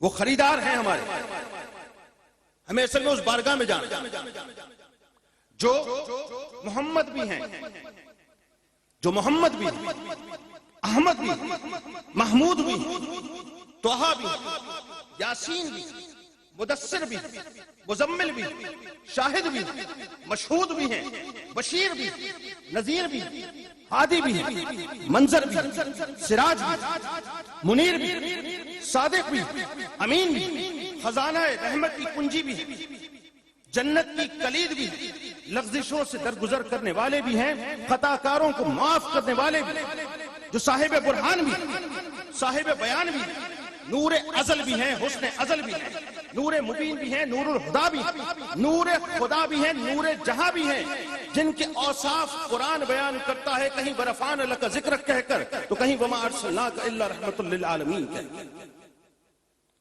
وہ ہیں کہ جن کے صدقے سے ہمیں سب کچھ ملا۔ تو پہلے ان 3 ڈیوٹیز کو ذہن میں رکھیے گا جو میں نے ابتدا میں بات کی۔ اب آئیے سرکار علیہ السلام کی بارگاہ میں چلتے ہیں۔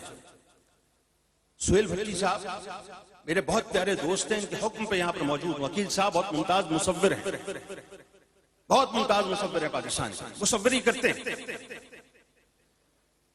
جو تصور کرتے ہیں وہ کینوس کے اوپر لکھ دیا کرتے ہیں، کھینچ دیا کرتے ہیں۔ ڈیوٹی پہ معمول لوگ، صحافی اپنے ڈیوٹی کر رہے ہیں، مصور اپنے ڈیوٹی کر رہے ہیں۔ راجہ سرفراز صاحب ان تینوں قبروں کی چاکری کر کے اپنی ڈیوٹی کر رہے ہیں کہ آپ تمام لوگوں کو جمع کر رہے ہیں اعراض کے موقع پر۔ خاون نقشبندی موبائل لیے بیٹھے اپنی ڈیوٹی کر رہے ہیں، سناخانی کر چکے، ہر شخص اپنی ڈیوٹی کر رہا ہے۔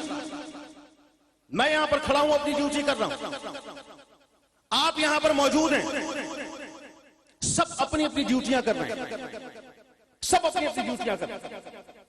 لیکن ذرا سوچیے، ایک ڈیوٹی میرے آپ کی سرکار نے ادا کی، ایک ڈیوٹی ہم ادا کریں۔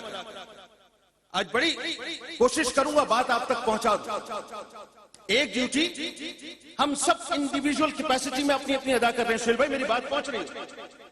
ایک ڈیوٹی سرکار علیہ السلام نے ادا کی، وہ ڈیوٹی محب کی طرف سے محبوب کو عطا کی گئی، وہ ڈیوٹی وہیب کی طرف سے محبوب کو مولانا عطا کی گئی تھی. وہ ڈیوٹی کیا تھی کہ 23 برس کا عرصہ ہے, 23 برس کا عرصہ, اور دین اسلام کے پیغام کو پہنچانا 23 برس کے عرصے میں. محبوب کو 13 برس مکے میں انتہائی تنگ کیا گیا, تکلیف دی گئی. عقیل بھائی, صحبتیں برداشت کی ہیں میرے آپ کے آقا, جن کے لیے کائنات بنائی ہے اللہ نے. لولا کلمہ خلقت الافلاق, اے نبی اگر آپ نہ ہوتے میں یہ ارض و سما خلق نہ کرتا. جو وجہ وجود کائنات ہے, جن کے لیے اللہ نے اس کائنات کو خلق کیا. 13 برس رسول کریم صلی اللہ علیہ وآلہ وسلم نے مکے میں ڈیوٹی دی ہے. اللہ کے دین کے پیغام کو پہنچایا, اللہ کے پیغام کو پہنچایا, دین کی بات پہنچائی ہے, بار بار پہنچائی, بار بار حجت تمام کی.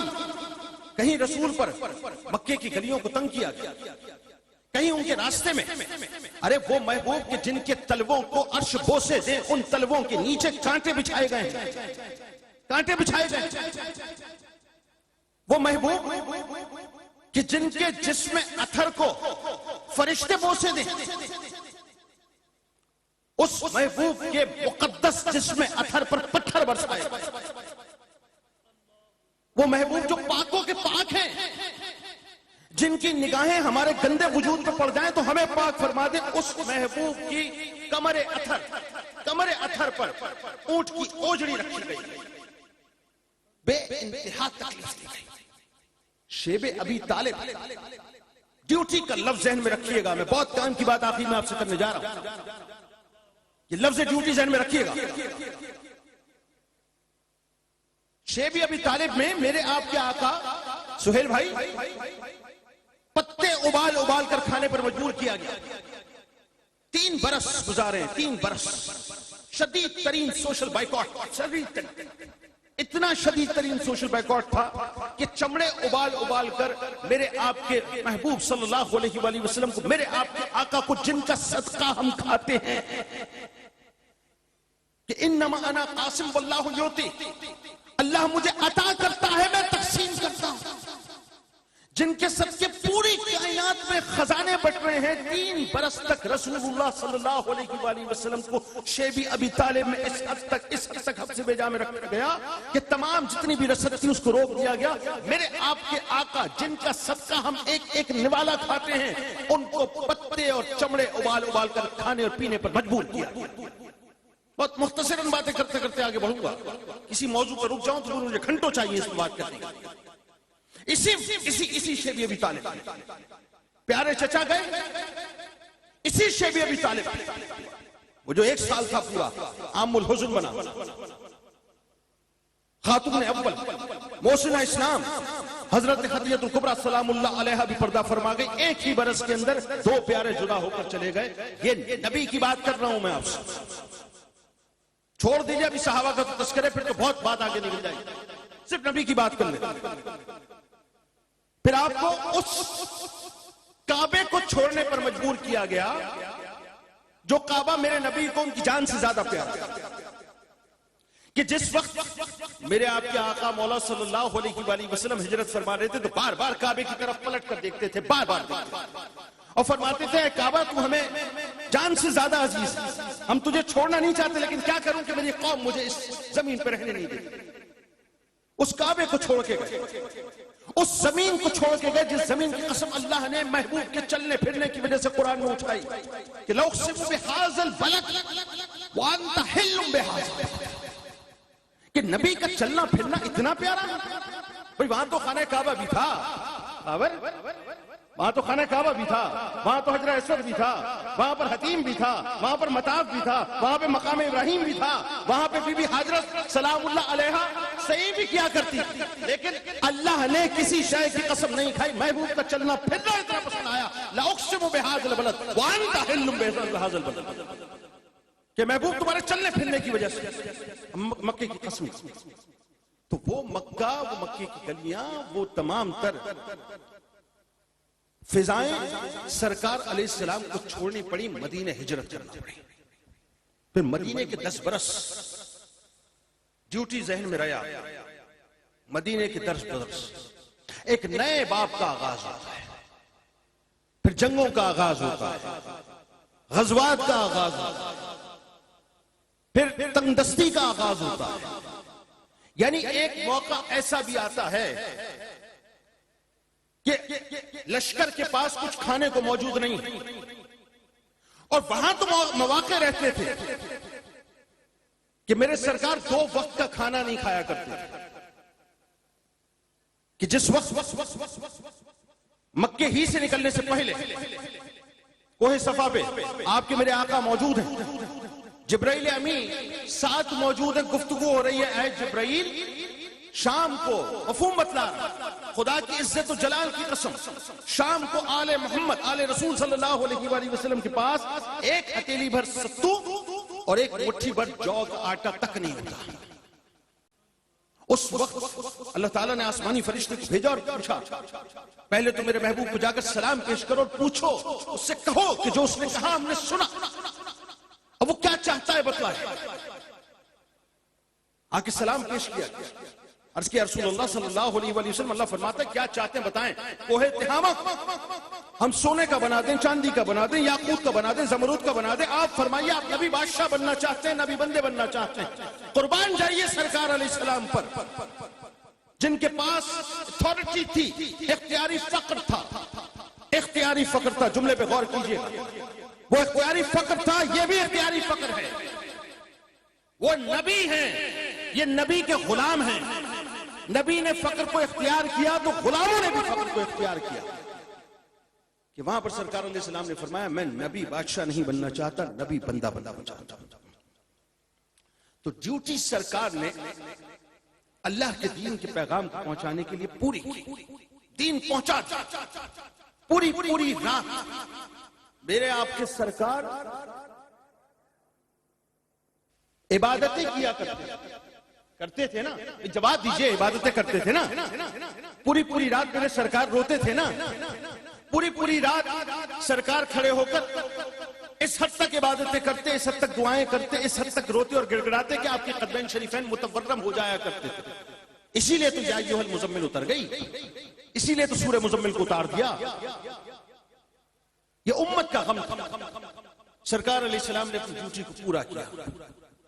پھر بات آئی اہل بیت کا, پھر بات آئی ائمہ اہل بیت. ہمیں تو تاریخ پڑھائی نہیں جاتی صاحب, بڑی معذرت کے ساتھ میں جملہ عرض کرتا ہوں. آج یہ مولانا صاحب نے تشریف فرما ہے, صاحب علم ہے, ہم بہت ان سے سیکھتے ہیں. میں اگر سوال کروں ائمہ اہل بیت پہ, میں جملہ ادا کرنا چاہتا ہوں اور انتہائی ذمہ داری کے ساتھ, انتہائی ذمہ داری کہ مولا کائنات مولا علی کرم اللہ وجہ الکریم سے لے کر آخری امام تک اور امام مہدی علیہ السلام کی آمد تک کل ملا کے 12 امام بنیں گے. 11 ائمہ کی تاریخ اٹھا کے دیکھ لیں, آپ کو امام زین العابدین علیہ السلام کے بعد واقعات جو ہے گھٹ گھٹ کے ملیں گے. پوری تاریخ نہیں ملتی ہمارے یہاں ائمہ اہل بیت. لیکن قربانیاں کیسی کہ شہادتیں اختیار کی, کس لیے؟ دین اسلام. صحابہ کرام رضوان اللہ تعالی علیہم اجمعین اپنی ڈیوٹی کو کیسے ادا کیا کہ اپنا سب کچھ اللہ اور اس کے رسول صلی اللہ علیہ وآلہ وسلم کی بارگاہ میں لٹا دیا.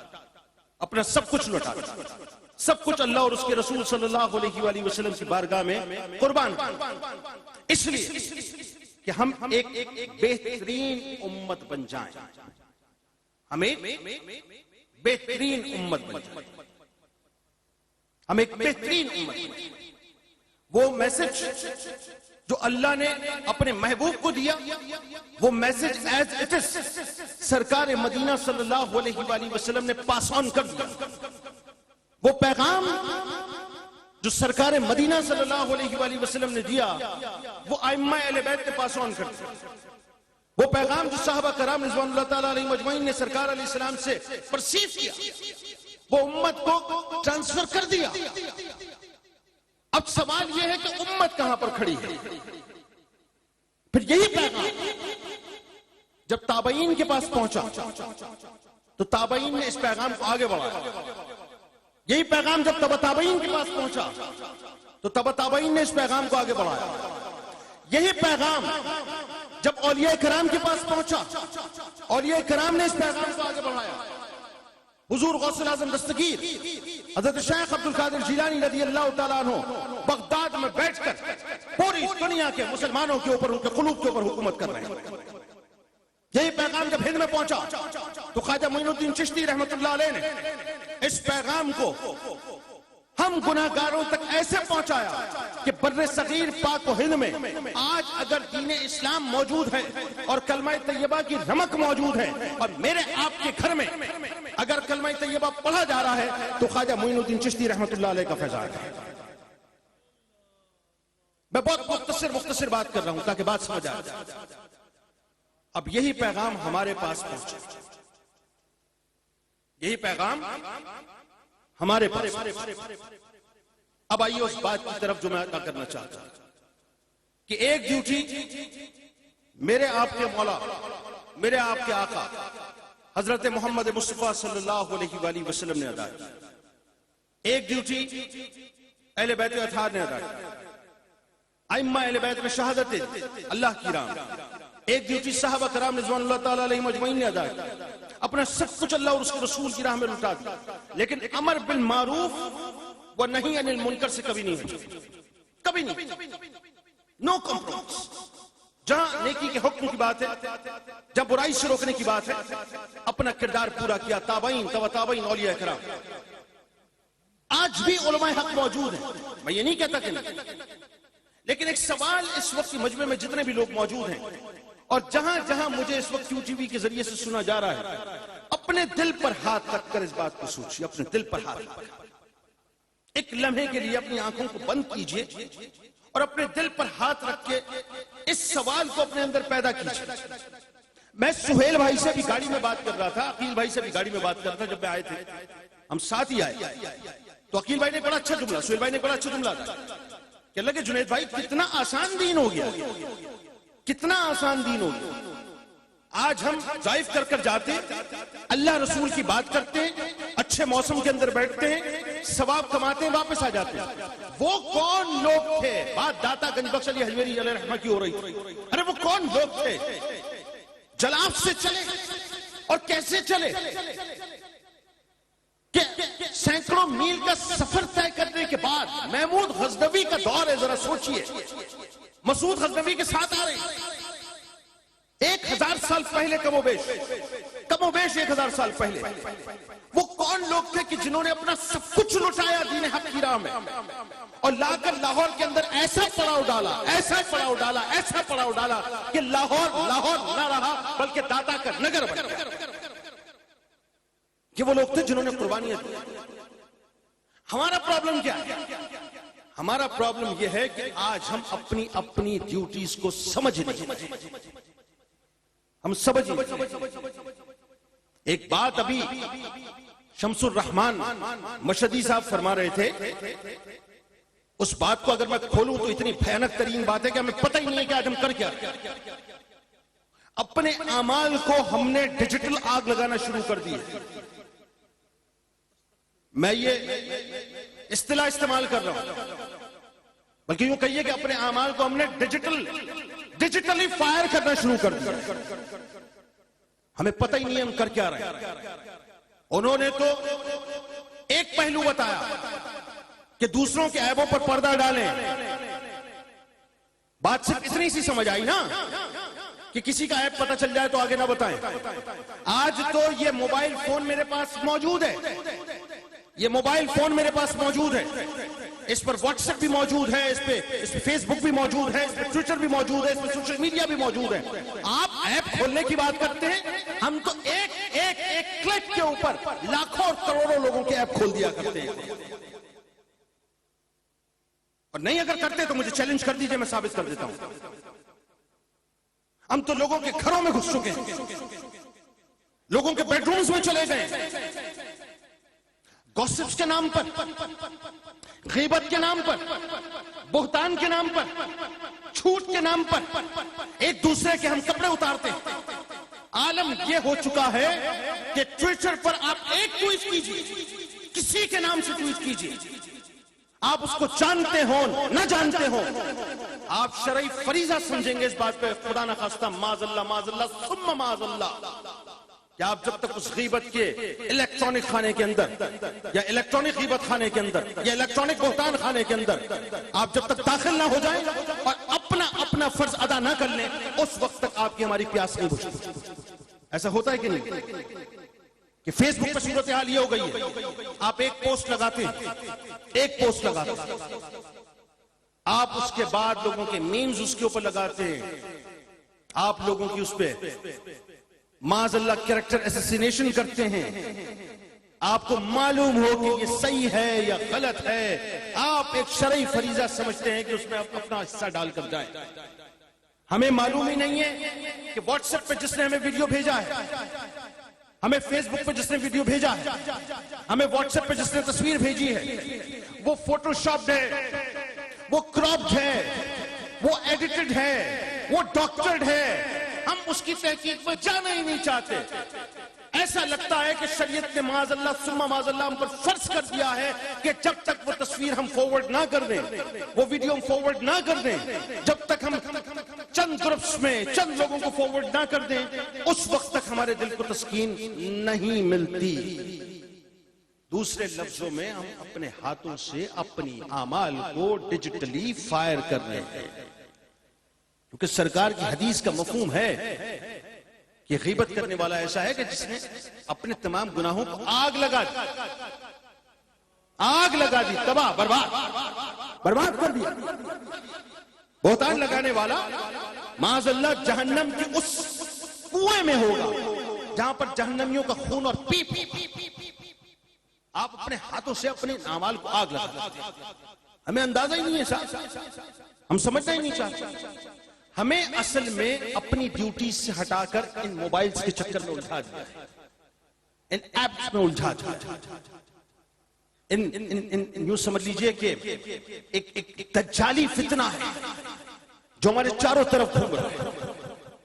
میں اگر آپ سے اس وقت سوال کروں نا تو شاید ہو سکتا ہے سہیل بھائی تو ظاہر ہے فوراً مجھے بتائیں گے کیونکہ اس معاملے میں میری ان کی کوارڈینیشن بھی بہت رہی ہے، لیکن میں دعوے سے جملہ ادا کر رہا ہوں، میں اگر اس مجمع سے 2 سوال کر لوں، مطلب آپ کی تصدیق کرنا نہیں ہے، لیکن مطلب یہ ہے کہ آپ جو یہ اوپر کا ہمارا پورشن ہے نا اس کو استعمال کرنا شروع کریں کہ ہم کھڑے کریں۔ اگر میں 2 سوال اس وقت کر لوں، ان دونوں سوالات کے جوابات آپ کے پاس نہیں ہیں۔ پاکستان میں نے آپ سے کہا نا کہ ہم اپنی ڈیوٹیز ادا نہیں کر رہے، خدا را محو خواب ہو کر نہ سو جائیں، خدا را یہ مت سمجھیں کہ سب اچھا ہے۔ پاکستان میں مسلمانوں کے خلاف اور پاکستان میں اسلام کے خلاف بہت بڑی بڑی سازشیں ہو رہی ہیں، بہت بڑی بڑی سازشیں ہو رہی ہیں، جس کی میں 2 مثالیں آپ کے سامنے رکھ دیتا ہوں۔ پہلی مثال، اب سے کچھ عرصے کے پہلے کتنے لوگوں کو یہ معلوم ہے کہ عورتوں کے حقوق کے نام پر ویمن پروٹیکشن بل ایک پیش کیا گیا؟ سب سے پہلے اس کے خلاف ہم نے آواز اٹھائی، سب سے پہلے ہم نے آواز اٹھائی، ہمارے چینل نے آواز اٹھائی۔ آپ کو پتا ہے کہ اس وومن پروٹیکشن بل میں کیا ہے؟ اس وومن پروٹیکشن بل میں یہ ہے